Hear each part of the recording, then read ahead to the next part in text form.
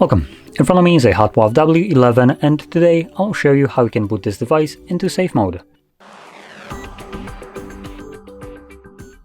So to get started, hold your power button and select power off once it shows up, assuming it will show up. So it looks like we here need to hold volume up and power button to get the boot menu. So let's do that. Power button, volume up.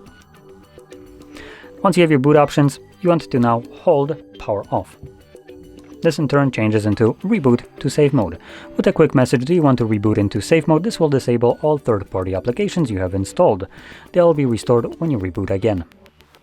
And click on OK.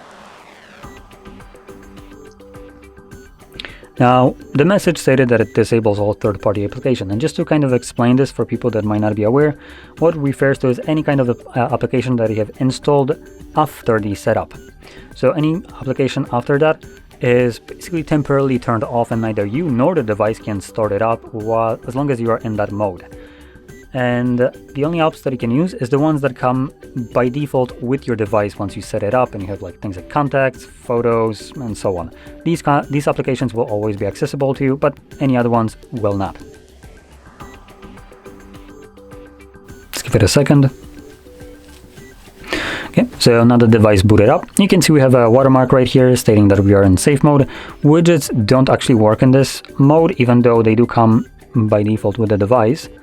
And then on the second page, we can see a couple applications that are temporarily turned off, which would be the benchmarks, the two different benchmarks applications. And if I try to open them up, it tells me that app isn't available. And also you can see that it looks a bit different. It's semi-transparent, grayish. So any application that looks like that will not run in safe mode. Once you're done with this mode, you're going to go back to the normal mode, get the boot options again, and all you will need to do is just select restart. When the device boots back up, it automatically goes to normal mode. So with that being said, if you found this very helpful, don't forget to hit like, subscribe, and thanks for watching.